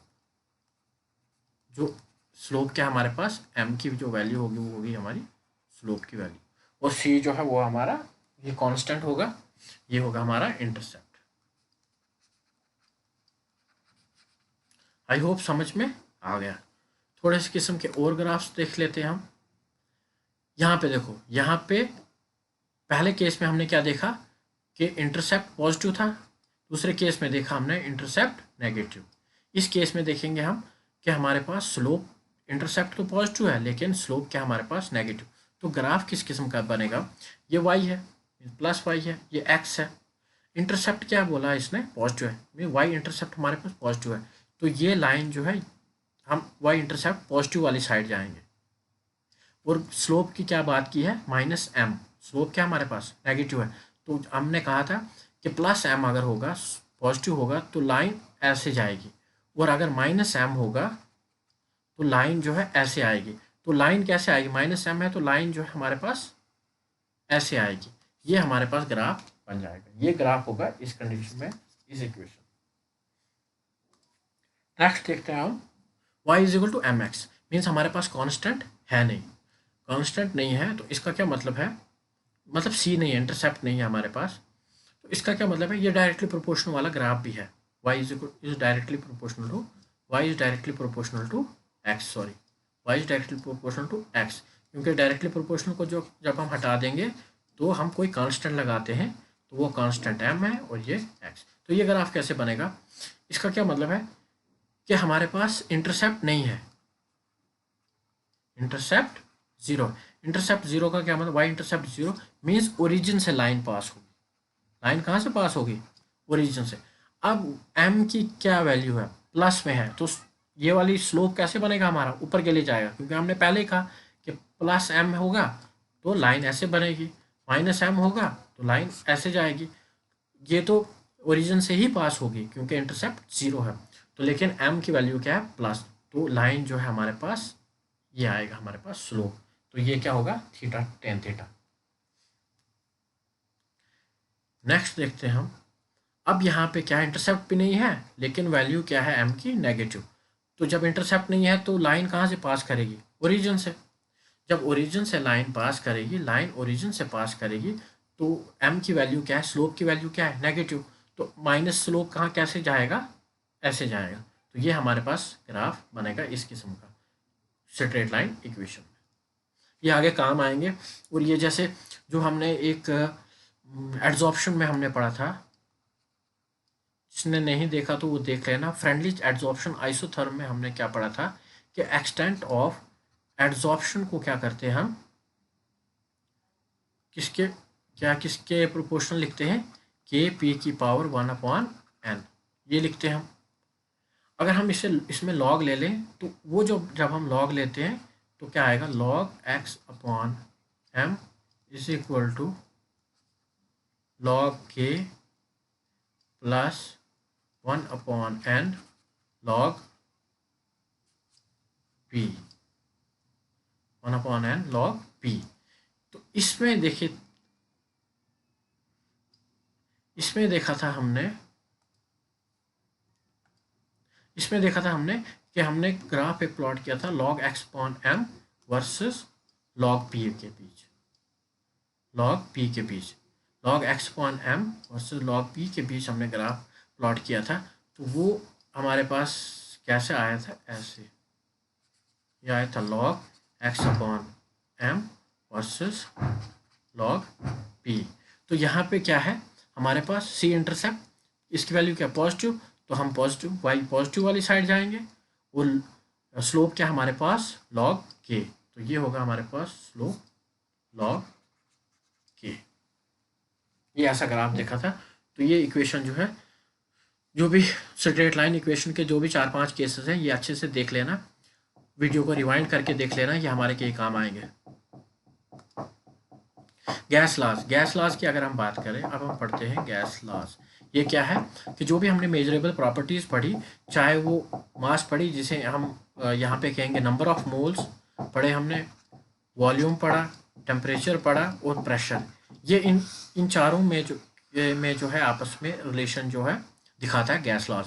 The gas laws give quantitative relationship between mass, volume, pressure and temperature. इन्हें हम क्या कहते हैं, गैस लॉज। तो हमारे पास पहला गैस लॉ कौन सा है, बॉयल्स लॉ। बॉयल्स लॉ क्या है, first quantitative relationship between volume and pressure was studied experimentally by Robert Boyle in 1662 में जो है रॉबर्ट बॉयल ने ये जो है लॉ दिया। तो उसने क्या कहा, टेम्परेचर रिमेनिंग कांस्टेंट। देखो यहाँ पे क्या है, कैसे हम कहेंगे कि हमारे पास एक आइडियल गैस इक्वेशन है, आइडियल गैस इक्वेशन को रहने दो, जो हमने ये मेजरेबल प्रॉपर्टीज़ पढ़ी, क्या क्या पढ़ी हमने, pressure, volume, number of moles और टेम्परेचर। इसमें हमेशा हमने क्या है, ग्राफ जो भी रिलेशन बनाना है तो दो प्रॉपर्टीज़ के बीच में बनाना, मीन्स प्रेशर और वॉल्यूम के बीच में अगर बनाएंगे तो नंबर ऑफ मोल्स और टेम्परेचर क्या रहने वाले हैं यहाँ पे, कांस्टेंट। मीन्स दो के बीच में हम रिलेशन देखेंगे और दो कांस्टेंट रहेंगे, दो के बीच हम रिलेशन देखेंगे और दो चीज़ें जो हमारे पास क्या रहेंगी, कांस्टेंट। ये याद रखना, दो के बीच का रिलेशन देखेंगे हम और दो इसमें जो है टर्म्स हमारे पास क्या रहेंगी, कांस्टेंट। तो यहाँ पे हम किस किस के बीच में देख रहे हैं, वॉल्यूम और प्रेशर। अगर वॉल्यूम और प्रेशर के बीच में देख रहे हैं तो इसका मतलब है नंबर ऑफ मोल्स या अमाउंट ऑफ गैस क्या रहने वाला, फिक्स, और टेम्परेचर पे क्या रहने वाला, फिक्स। तो according to this law temperature remaining constant कर दिया ना fix, temperature remaining constant means temperature को फिक्स कर दिया। The volume of a given mass की बात कर रहा है, mean number of moles of a gas की भी क्या कर दिया, फिक्स, वो गिवन है हमारे पास। Of a gas is inversely proportional to its pressure, means क्या बोल रहा है कि वॉल्यूम जो है इनवर्सली प्रोपोर्शनल है किसके, प्रेशर के। तो V is inversely proportional to 1/P। याद रखना, वॉल्यूम और प्रेशर के बीच का ग्राफ बोल रहा है बॉयल्स लॉ, लेकिन कांस्टेंट क्या क्या कर दिया हमने, given mass of a gas mean number of moles भी कांस्टेंट कर दिया और टेम्परेचर भी कांस्टेंट कर दिया। दो चीज़ों के बीच में हम रिलेशन देखेंगे और दो कांस्टेंट कर लेंगे। तो temperature remaining constant, the volume of a given mass of a gas is inversely proportional to its pressure. तो V is inversely proportional to 1/P। Constant को अगर हम हटा देंगे तो हम कैसे लिखते हैं, V is equal to K into 1/P। K क्या हमारे पास एक कांस्टेंट है, और इसी को हम कैसे लिखेंगे, इस P को हम जो है यहाँ पे लाएंगे, आएगा PV बन जाएगा, तो आगे क्या रहेगा, K, मीन्स PV क्या बन गया हमारे पास, कांस्टेंट। PV क्या है हमारे पास अब, कांस्टेंट। ये भी हमारे पास जो है बॉयल्स लॉ की इक्वेशन है, मैथमेटिकल फॉर्म ये भी है, P V is equal to constant, P V is equal to constant at constant temperature. और दस बॉयल्स लॉ में ऑल्सो भी स्टेटेड है। और बॉयल्स लॉ को हम अब कैसे स्टेट, इसकी दूसरी भी स्टेटमेंट हो सकती है, कोई ज़रूरी नहीं है वही कि जो हमने पीछे पढ़ी स्टेटमेंट कि जो है वॉल्यूम जो है is inversely proportional to pressure की, ये कोई ज़रूरी नहीं है, ये वाली स्टेटमेंट भी पूछ सकता है। Temperature remaining constant, the product of pressure and volume of a given mass of gas is constant, means product of pressure और वॉल्यूम का भी क्या होगा हमारे पास, कांस्टेंट। ये भी हमारे पास जो है एक फॉर्म ऑफ बॉयल्स लॉ है।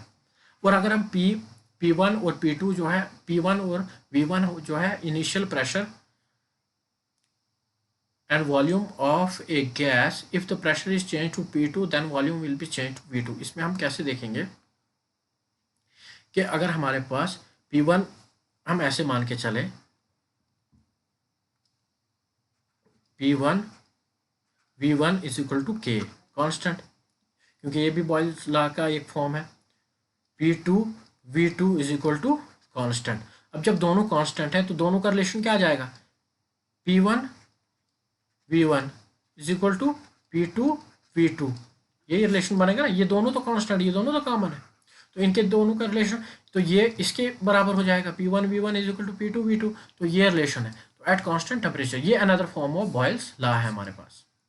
ठीक है, ये जितने भी फॉर्म्स ऑफ बॉयल्स लॉ है हमारे पास, ये देख लेना, मे भी सीधा ही डायरेक्ट क्वेश्चन पूछ ले। और graphical verification of boils law की अगर हम बात करें तो कैसे वेरीफाई करेंगे हम इन्हें, तो हम जो है तीन किस्म के हमारे पास ग्राफ्स हैं, और यहाँ पे हम ग्राफ किस किस के बीच में प्लॉट कर रहे हैं, V/P means volume versus pressure में, मीन्स टेम्परेचर को क्या कर रहे हैं, कांस्टेंट। और जिस भी ग्राफ में हम टेम्परेचर को कांस्टेंट कर लेते हैं तो उसका क्या मतलब है कि वो क्या है हमारे पास, आइसोथर्म्स। आइसो मीन्स कांस्टेंट या सेम, थर्म्स मीन्स टेम्परेचर। ठीक है, और V/P का क्या हमारे पास ग्राफ कैसे बनेगा कि हमने कहा कि अगर प्रेशर बढ़ता है, प्रेशर बढ़ने से वॉल्यूम क्या कर रही है, डिक्रीज कर रही है, क्योंकि इसने कहा कि volume is inversely proportional to pressure, means अगर वॉल्यूम बढ़ेगा तो प्रेशर क्या करेगा, सॉरी क्या था ये, V is inversely proportional to 1/P, V is inversely proportional to 1/P means volume अगर बढ़ेगा तो प्रेशर क्या है, घट जाएगा। अगर हम प्रेशर को बढ़ाएंगे तो वॉल्यूम घटाएंगे, वॉल्यूम क्या हो जाएगी, कम हो जाएगी। इसे हम ऐसे भी समझ सकते हैं कि हम किसी सिलेंडर में मूविंग पिस्टन के साथ जो है एक गैस ले लेते हैं और हम इस पे जो है प्रेशर इंक्रीज करते हैं, कि हमारे पास ये हम एक सिलेंडर ले लेते हैं, इसमें गैस जो है हम फिल कर देते हैं और इस पे जो हम मूविंग पिस्टन लगा लेते हैं, एक frictionless piston.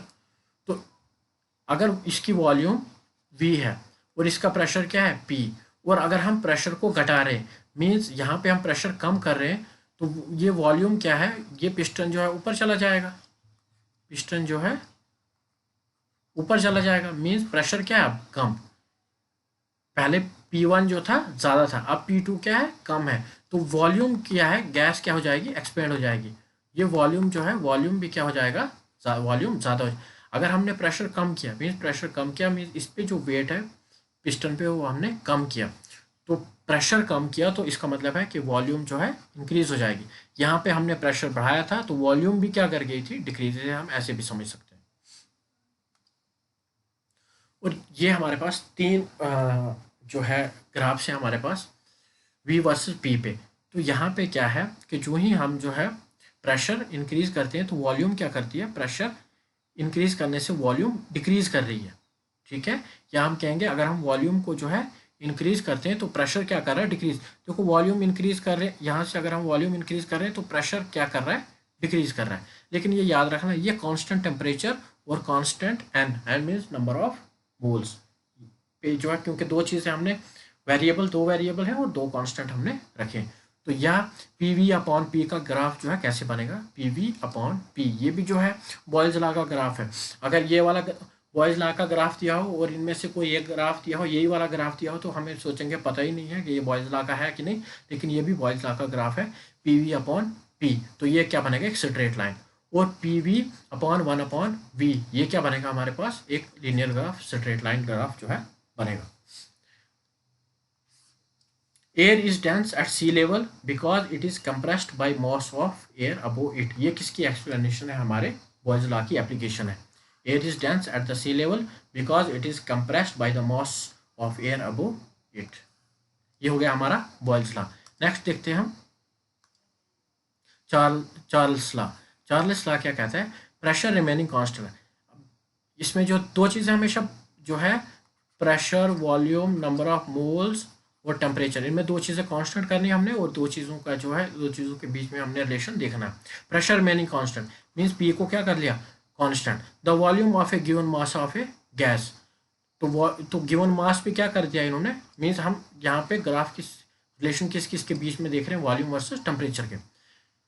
The volume of a given mass of a gas increases or decreases by 1 upon 273 of its volume at 0 degree Celsius for every 1 degree centigrade rise or fall in temperature।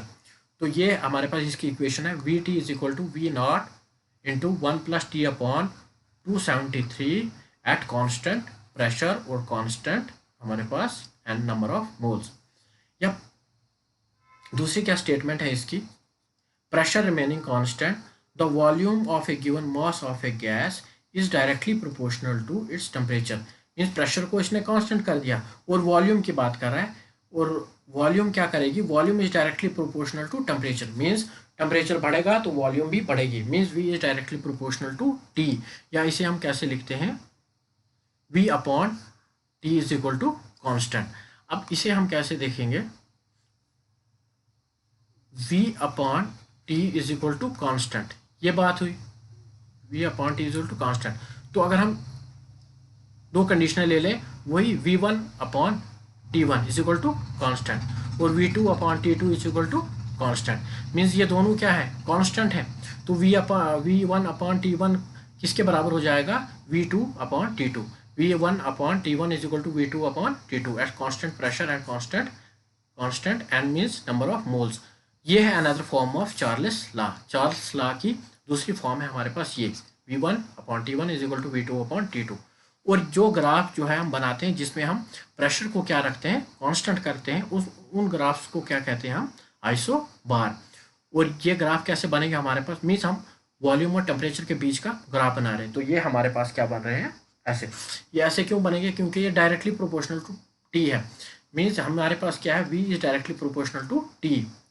v is directly proportional to t का क्या मतलब है कि हम temperature increase करेंगे तो volume भी increase होगा, अगर हम टेम्परेचर को डिक्रीज करेंगे तो वॉल्यूम भी जो है डिक्रीज होगा। तो ये ग्राफ कैसे बनेगा हमारे पास, ऐसा। इसमें दो ग्राफ बनते हैं, एक बनता है v अपॉन टी और दूसरा बनता है v अपॉन, ये t जो है हमारे पास केल्विन में है और यहाँ पे जो t लिया हुआ है हमने ये सेल्सियस में लिया हुआ है।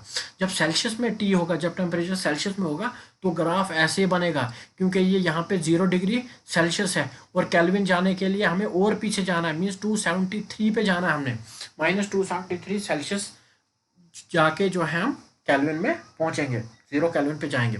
तो चार्ल्स लॉ की क्या एप्लीकेशन है, Charles law explain that gases expand on heating, so hot air is less dense then the cold air. Hot air जो है वो क्या है, लेस डेंस होती है कोल्ड एयर से, कोल्ड एयर जो है ज़्यादा डेंस होती है। ये किसकी एक्सप्लेनेशन है, हमारी चार्ल्स लॉ की।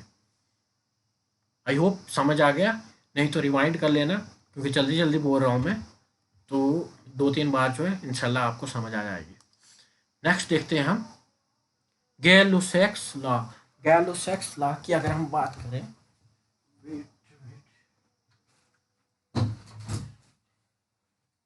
गैलुसेक्स लॉ की अगर हम बात करें तो इसमें क्या है हमारे पास, या इसको हम क्या बोलते हैं, एमोंटोन्स लॉ। एमोंटोन्स लॉ भी कहते हैं हम इसे, गैलुसेक लॉ को।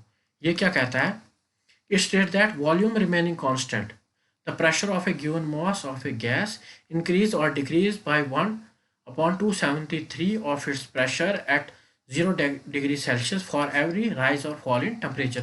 मीन्स हर डिग्री सेंटीग्रेड राइज और फॉल इन टेम्परेचर पे क्या होगा, 1/273 डिग्री जो है इंक्रीज या डिक्रीज होगा। तो PT में is equal to P0 into 1 + T/273 at constant volume and N. या हम इसे कैसे जो है दूसरे टर्म में कैसे जो है इसे हम डिफाइन करते हैं, the pressure of a given mass of a gas, pressure of a given mass of a gas at constant volume. अब वॉल्यूम यहाँ पे क्या है, कांस्टेंट, और गिवन मास की बात कर रहा है, मींस एन भी क्या है हमारे पास, एन की वैल्यू भी कांस्टेंट है। The pressure of a given mass of a gas at constant volume is directly proportional to absolute temperature. ये एब्सोल्यूट टेम्परेचर क्या हमारे पास 0 केल्विन। ये क्या बोल रहा है कि P is directly proportional to T, means P is directly proportional to T, लेकिन T क्या है हमारे पास टेम्परेचर, लेकिन इन एब्सोल्यूट 0 मीन्स 0 केल्विन। तो इसे हम कैसे देखेंगे, ये क्या बन जाएगा, P जब हम इसका प्रोपोर्शनैलिटी का साइन हटा देंगे तो हमारे पास कांस्टेंट आ जाएगा K, P is equal to KT, और T को हम नीचे लाएंगे, P/T is equal to K। ये भी हमारे पास एक फॉर्म किसकी है, गैलोसैक्स लॉ की हमारे पास एक फॉर्म ये भी है।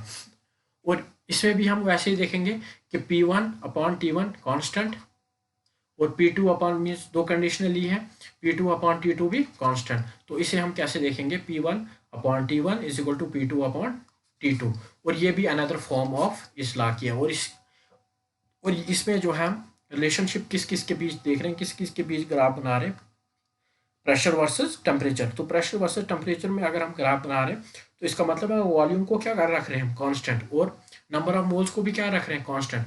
और जो भी ग्राफ कांस्टेंट वॉल्यूम पे क्या बनते हैं उसे हम बोलते हैं आइसोचोर्स।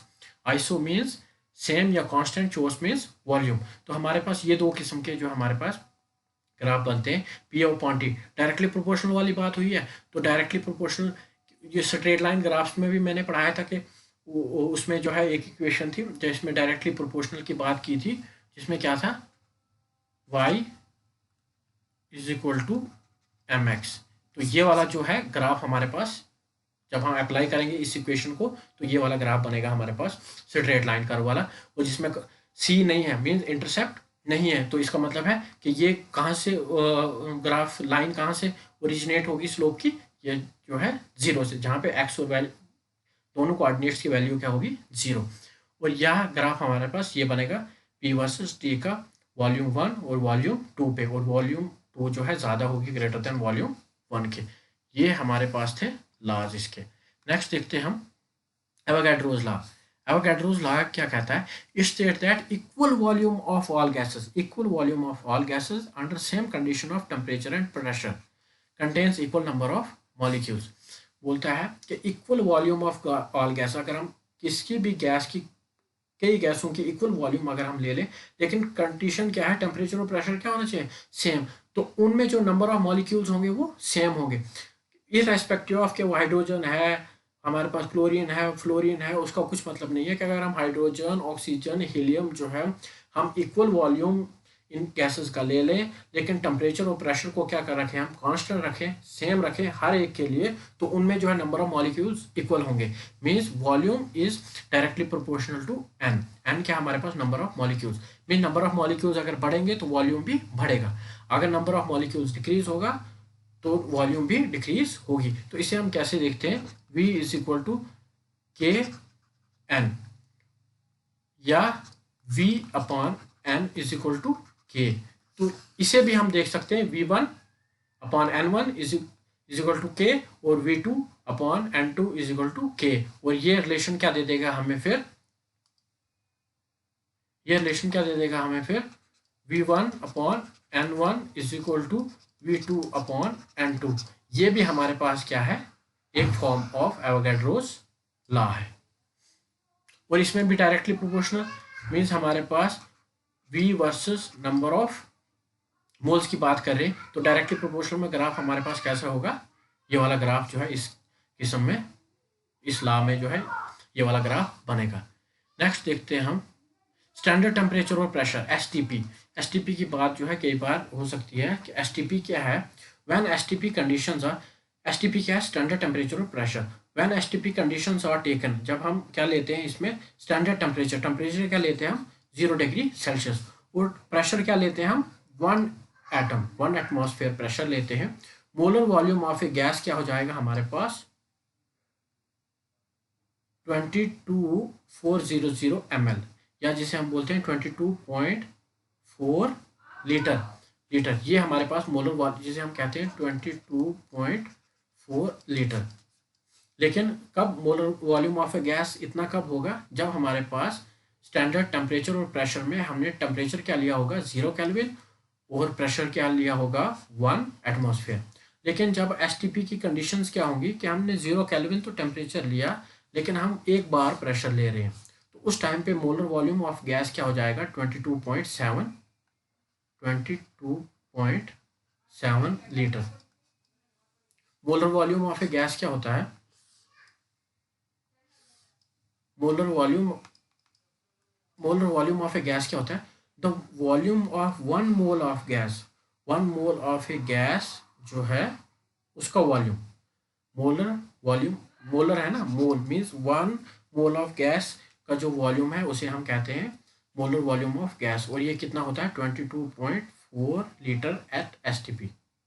22.4 लीटर, ये याद रखना, ये वैल्यू 22.4 लीटर, ठीक है ना। एसटीपी पे molar volume of a gas क्या होगा 22.4 लीटर। आइडियल गैस इक्वेशन, ये जो भी हमने ला पढ़े, जो भी हमने ये ला अभी तक पढ़े, अब हम आपको थोड़ा सा इसके बारे में कहेंगे कि हमने गैसेस के बारे में तो पढ़ा। गैसेस के बारे में हमने क्या पढ़ा कि इनमें जो है जो भी कॉन्स्टिट्यूएंट पार्टिकल्स हैं, जो भी मॉलिक्यूल्स हैं, इनके बीच में फोर्स ऑफ अट्रैक्शन इंट्रैक्शन जो है 2 कंडीशन हो सकती हैं। अगर हम ये मान के चलें कि इन मॉलिक्यूल्स के बीच में फोर्स ऑफ अट्रैक्शन या इंट्रैक्शन जो है नेग्लिजिबल है, नेग्लिजिबल नहीं, 0 मान के चलेंगे, means no force of interaction. No force of interaction की अगर बात हो, मीन्स इस मॉलिक्यूल्स के साथ कोई लेना देना नहीं है, किस मेरे साथ में कौन है, और ये रैंडमली मूव कर रहे हैं, ये रैंडमली जो है क्या कर रहे हैं, मूव कर रहे हैं। तो वो वाली गैस कौन सी होगी हमारी आइडियल गैस। जब गैस के मॉलिक्यूल्स को क्या है कि कोई भी अट्रैक्शन एक दूसरे से फील नहीं कर रहे हैं, तो वो गैस होगी हमारे पास आइडियल गैस। और अगर गैस के मॉलिक्यूल्स थोड़ी पूरी जो है या उनके बीच में इंट्रैक्शन है, अट्रैक्शन है, तो उसे हम कहते हैं रियल गैस। ये जो लॉ हमने अभी तक पढ़े, कौन से? Boyle's law, Charles law, Gay Lussac law, Avogadro's law, ये सब किस गैस के लॉ है? हमारी आइडियल गैस के लॉ। ये याद रखना, ये आइडियल गैस के लॉ है।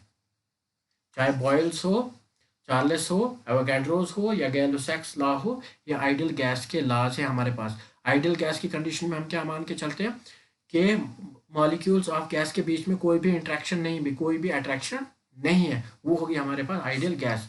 और रियल गैस होगी जिनमें मॉलिक्यूल्स ऑफ गैस के हम ये मान के चलते हैं कि इनके बीच में अट्रैक्शन है, इंट्रैक्शन है।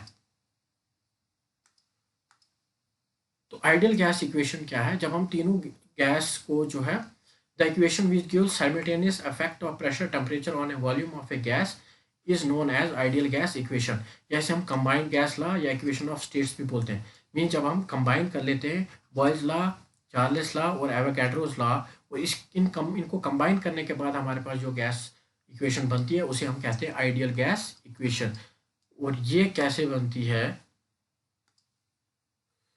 क्योंकि हमने ये देखा बॉयल्स लॉ क्या कहता है, वी, ये तो पीछे लिखा है, एक मिनट, V is inversely proportional to P, ये हमारा बॉयल्स लॉ कहता है। V is directly proportional to T, ये चार्ल्स लॉ कहता है। और V is directly proportional to N, ये हमारा एवोगैड्रोस लॉ कहता है। अगर हम इन तीनों लॉ को जो है कंबाइन कर लें तो हमारे पास क्या बन जाता है, V is directly proportional to 1/P into T into N। और ये क्या बन जाता है हमारे पास, अगर हम कांस्टेंट का साइन हटा दें तो यहाँ पे हम कांस्टेंट लेते हैं R, जिसे हम कहते हैं यूनिवर्सल गैस कांस्टेंट। और ये क्या इक्वेशन बन जाती है हमारे पास, PV is equal to nRT। Most important equation है, याद रखना आइडियल गैस इक्वेशन के लिए, PV is equal to nRT। ये कब है? जब नंबर ऑफ मोल्स क्या है हमारे पास n, और जब वन मोल के लिए अगर हम बात करें तो आइडियल गैस इक्वेशन क्या बन जाएगी, for 1 mole of gas, for 1 mole of gas के लिए ये क्या इक्वेशन बन जाएगी, एन को हटा देंगे, PV is equal to RT। ये भी क्या है हमारे पास, ideal gas equation for 1 mole of gas. और ये क्या हमारे पास, ideal gas equation for n mole of gases. और ये आइडियल गैस इक्वेशन है। और जो भी गैसेस जो है इस गैस इक्वेशन को ओबे करती हैं under all condition of temperature and pressure, उन्हें हम कहते हैं ideal gas equations, ideal gases. वो हम देख, इससे पहले हम देखते हैं डिफ्यूजन क्या होता है।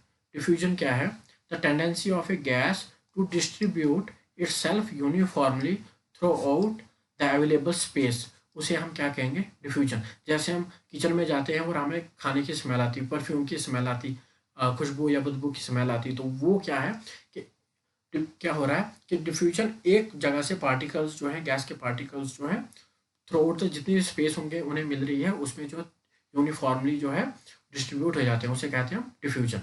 और इफ्यूजन क्या होता है कि the movement of gas through a small hole when it is subjected to pressure, कि जब गैस किसी प्रेशर में है और हम उसे जो है छोटे से सुराख से बाहर निकालते हैं, ठीक है, तो उस प्रोसेस को क्या बोलते हैं, इफ्यूजन। जैसे सिलेंडर से गैस निकलती है छोटे होल से, तो वो भी क्या है हमारे पास एग्जांपल है किसकी, इफ्यूजन की। या परफ्यूम से जो लिक्विड फॉर्म में अंदर है या गैस फॉर्म में भी है, उस परफ्यूम के सिलेंडर में है, वो जब हम प्रेस करते हैं तो वो फ्रॉम हाई प्रेशर से लो प्रेशर के लिए जाती है, उसे हम कहते हैं इफ्यूजन। या पंक्चर टायर से जो हवा बाहर निकलती है, वो भी क्या है हमारे पास, इफ्यूजन। आइडियल गैस और रियल गैसेस की बात करें तो आइडियल गैस क्या है, द गैस विच ओबेज, जो भी गैस ओबे करती है, PV is equal to nRT, means ideal gas equation को जो भी गैस ओबे करेगी एट हर टेम्परेचर और प्रेशर पे, उसे हम कहेंगे आइडियल गैस। और जो ओबे नहीं करेगी उसे हम कहेंगे real gas. Means in general अगर हम समझें तो आइडियल गैस क्या हमारे पास, आइडियल गैस क्या है, हर वो गैस जो PV is equal to nRT, ये जो इक्वेशन है इसको ओबे करे या इसको फॉलो करे, वो क्या हमारे पास आइडियल गैस। और रियल गैस कौन सी हमारे पास, रियल गैस कौन सी हमारे पास, जो PV is equal to nRT को फॉलो नहीं करती है, PV is equal to nRT नहीं है, वो क्या हमारे पास रियल गैस। तो आइडियल गैस जो है एक ये हाइपोथेटिकल कंसेप्ट है। हर गैस जो है आइडियल, कोई भी गैस जो आइडियल नहीं है, ये हमने सिर्फ हाइपोथेटिकल कंसेप्ट लिया है, हर गैस जो है रियल गैस ही है। और इम्पॉर्टेंट एक टर्म है, जो भी हमने लॉ पढ़े, Boyle's law, Charles law, Gay Lussac law, वो आइडियल गैस के लिए है, PV is equal to nRT। तो उसके गैसेस तो आइडियल है नहीं, तो गैसेस हमारे पास क्या है, रियल गैसेस है। अब हम पढ़ते हैं बॉयल्स टेम्परेचर क्या होता है। The temperature at which a real gas, जब real gas behaves like an ideal gas over an appreciable pressure range is called temperature. वो टेम्परेचर जहाँ पे जो है रियल गैस जो है आइडियली बिहेव करने लगे, तो उसे हम क्या कहेंगे, बॉयल्स टेम्परेचर। तो रियल गैस आइडियल, अगर हम ये बात करें कि इसमें जो है रियल गैस है, इस कंटेनर में हम ये मान के चलें कि इसमें रियल गैस है, और हम क्या कर रहे हैं, ज़रा ध्यान से देखना कि रियल गैस में हमने क्या फ़र्क है रियल और आइडियल गैस में, कि रियल गैसेस में ये जो मॉलिक्यूल्स हैं, ये जो गैस पार्टिकल्स हैं, गैसियस मॉलिक्यूल्स हैं, इनके बीच में कुछ ना कुछ इंट्रैक्शन है, कुछ ना कुछ इंट्रैक्शन है, तभी ये इसे हमने कहा रियल गैसेस। अगर हमने इंट्रैक्शन को इनके बीच की जो इंट्रैक्शन उन्हें ख़त्म करना है, तो हम क्या करेंगे, एक बहुत बड़ा कंटेनर ले लेंगे, ठीक है ना, तो उसमें ये गैसेस डाल देंगे। मीन्स अगर ये 3 2 5 7, ये 7 पार्टिकल्स अगर हम इनमें डाल देंगे, कितने हो गए, 2 3 5 6। अब देखो इनके बीच का जो है डिस्टेंस क्या है, कम, तो मे भी इंटरेक्शन हो सकती है, या है डिस्टेंस कम है तभी इंटरेक्शन है, तभी हमने कहा कि ये रियल गैसेस है।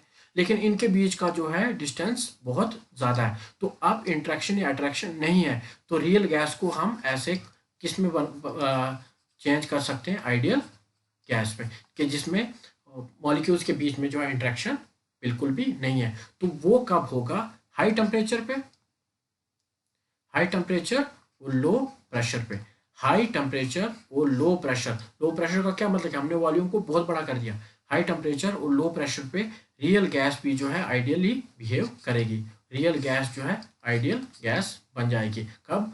हाई टेम्परेचर और लो प्रेशर पे। Deviation from ideal behaviour eight high pressure, कि कैसे डिविएट करती है जो रियल गैसेस जो है, ये आइडियल गैसेस जो है कैसे डिविएट करती है आइडियल बिहेवियर से। एट हाई प्रेशर और low temperature the gases deviates from ideal behaviour. This deviation can be expressed in terms of compressibility factor. Compressibility factor एक नई टर्म आ गई, जेड। ये क्या है? Compressibility factor Z is equal to P V upon n R T. ये याद रखना, जेड क्या है? P V upon n R T.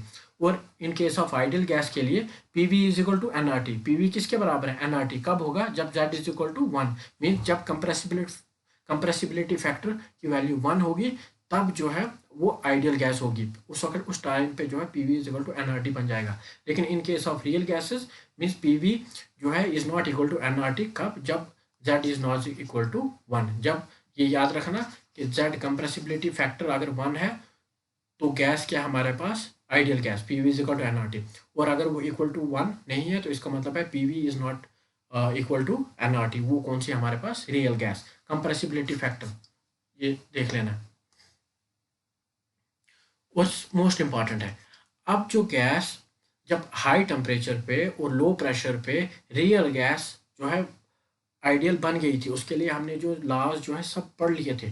लेकिन आइडियल गैस का कंसेप्ट जो है वो हाइपोथेटिकल कंसेप्ट है। लेकिन एक्चुअल में वो गैसेस जो है अगर हमने उन्हें एग्जिस्ट करवाना है, वजूद में लाना है, तो हमें टेम्परेचर ज़्यादा करना है, मीन्स उसकी वॉल्यूम इतनी ज़्यादा करनी कि तो गैस के मॉलिक्यूल्स के बीच में आपस में इंटरेक्शन ना रहे, तभी जाके जो है रियल जो है क्या बन जाएगी हमारे पास? आइडियल गैस बन जाएगी।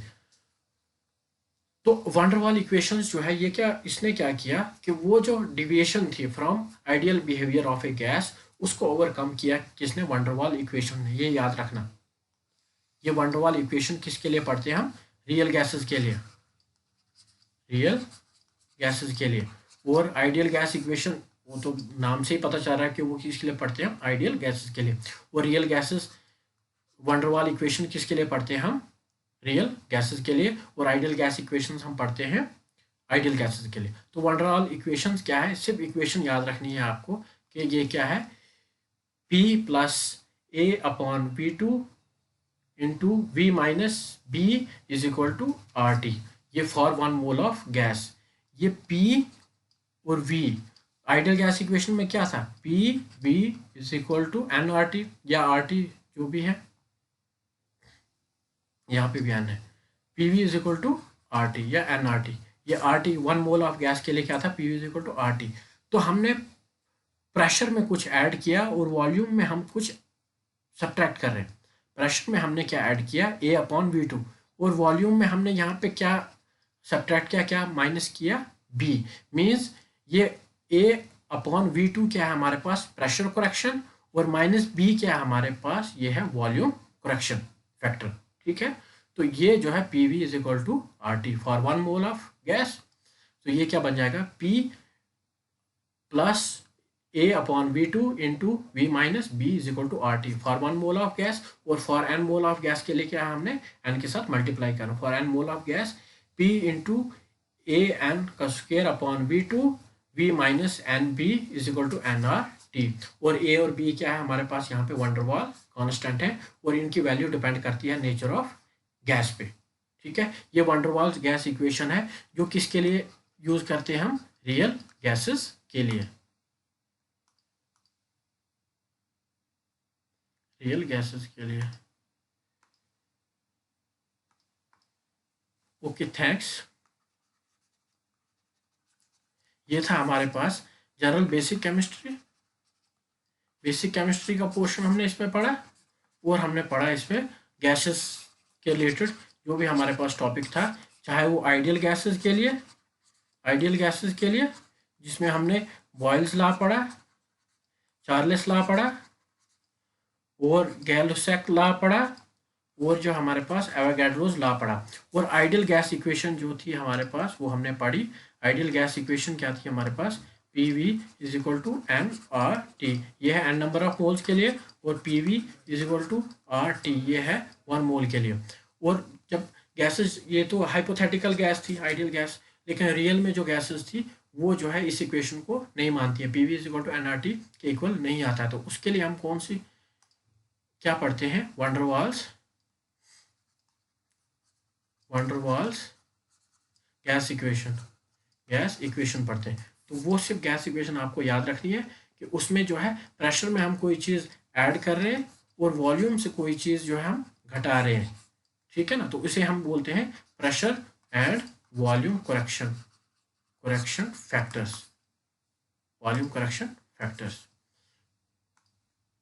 तो प्लीज़ सब्सक्राइब कीजिए चैनल को और लाइक एंड शेयर कीजिए वीडियोस को। और ग्राफ वाला पोर्शन जो है वो देख लेना, वो बहुत इंपॉर्टेंट है। ग्राफ वाला वो आपको हर जगह लगेगा, even day to day life में भी, इस एग्ज़ाम में भी, एड्सॉर्प्शन में भी लगेगा, इसमें भी लगेगा। वो ग्राफ वाला पोर्शन जो है वो 2-3 बार देख लेना, वो आपको समझ आ जाएगी। प्लीज़ लाइक कीजिए वीडियोस को, सब्सक्राइब कीजिए चैनल को। आप जितना सब्सक्राइब करेंगे उतना अच्छा लगेगा।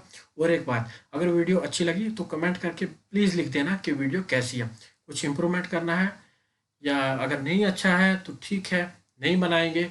अगर अच्छा है तो प्लीज़ कमेंट करके ज़रूर लिख देना कि वीडियो कैसी लगी। Okay, thanks.